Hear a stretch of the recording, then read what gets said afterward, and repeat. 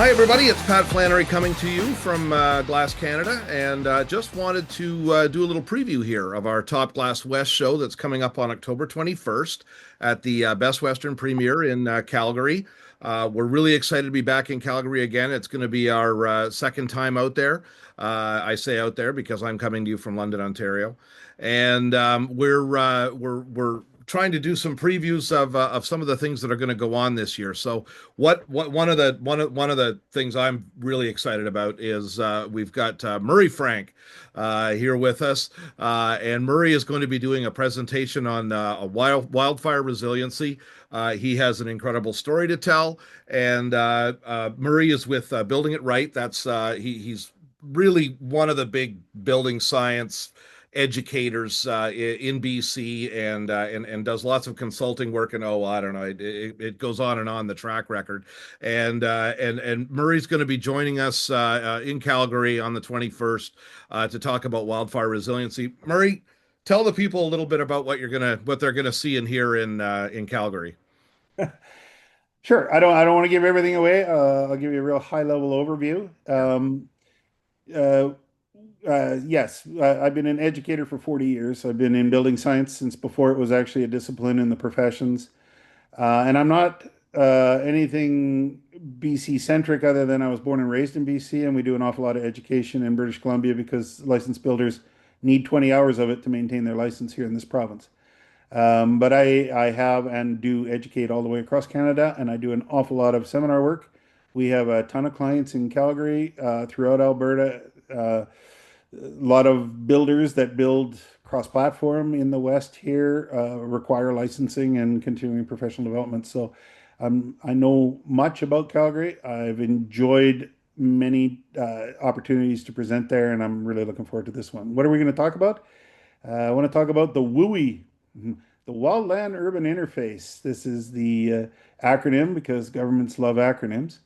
And for what do we do to address the fact that global climate change, etc., is presenting an increased level of risk to the effects of wildfire on the residences and structures that we build throughout Canada. And I'm going to share with you an experience based on a ton of research that we've done, a ton of education that we've developed from it, and is the basis of my involvement in the codes process here in Canada under the National Harmonized Code, and its regional outreach on topics including WUI and energy efficiency and carbon accountability and structure and earthquakes and all of that stuff. So what we're going to do is I'm going to take you on a little tour of a home that we built as a demonstration project about 5 years ago. It was just coming up on its final commissionings. And as a family, we were looking forward to spending our first night sleeping in this gorgeous riverside structure in the middle of Cathedral Park, well, right on the edge of it, on the Ashnola River and in the Okanagan-Similkameen in British Columbia. And it burned to the ground in a forest fire.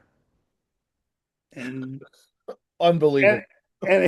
yeah, and then there's a great series of stories that come from that. What caused it? What contributed to it? What did we learn?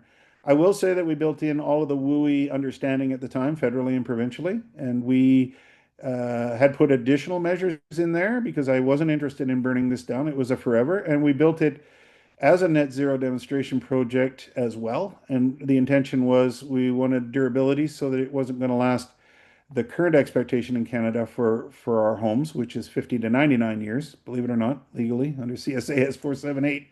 That's considered a good run. If you get it right, we wanted to prove that you could achieve affordability, aesthetics, livability, and still be accountable to earthquakes and wind and wildland urban interface problems and carbon and we were off grid, so we were interested in the energy efficiency equation. And so I'll introduce briefly that. Then I'm going to take you on a video tour of the fire because we had cameras up there and we recorded it all. And I'm going to take you through the forensics of what contributed to it. And then I want to make sure we're bringing that back to fenestration and talk about the choices we had made with respect to the windows and doors that we had installed and what we learned from that moving forward. And then we actually are just finishing the rebuild of a replacement. And we're calling it the bunkhouse because we burned up a bunch of trailers that we were using as auxiliary buildings. So I do still have the dream of rebuilding my beautiful heavy timber one that burned down. But we built what we're calling affectionately the bunkhouse, and I want to take you through what we've included in there from lessons learned. It is designed to be something that fits into the missing middle. It's something that can be built in component modular, brought forward, not compromising on the things that are important to us, but being accountable to buildability, affordability, and still remain responsible to forest fire risks and everything else. And I will share that and the choices that we made with the fenestration in there. We worked very closely with a couple of fenestration manufacturers on the first one, and then a second one on the second. I wanted to share the wealth. I've had tons of experience with the manufacturing industry here in Canada, and there's a ton of great stuff going on.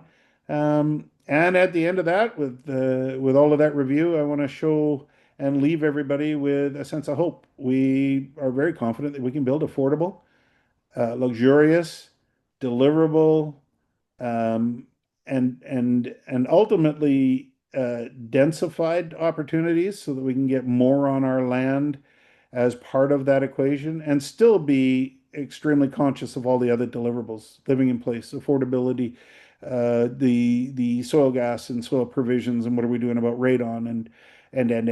So it'll be fun. It'll be action packed. It's got lots of visuals, lots of graphics in there. It's one man's opinion, but it's pretty good opinion in my opinion. Looking forward to seeing you all there. I cannot wait for this presentation. I think it's going to be a lot of fun, Murray, and I think there's going to be.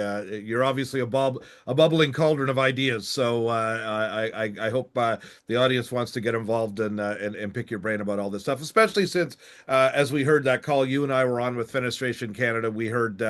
NRCan and the code authorities are definitely looking at bringing forward wildfire resilience standards for affected areas of the country. Whereas, I believe my understanding is before we were mostly relying on a California standard that I don't think is even really necessary or referenced all the time. So it's relevant, it's topical, and it's going to be entertaining. Murray Frank, building it right. Really looking forward to seeing you on October 21st at Top Glass West.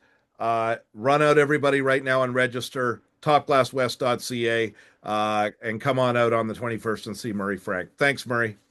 Thank you. Hey, you'll pay for the whole seat, but you'll only need the edge. I love it. Perfect. Take care.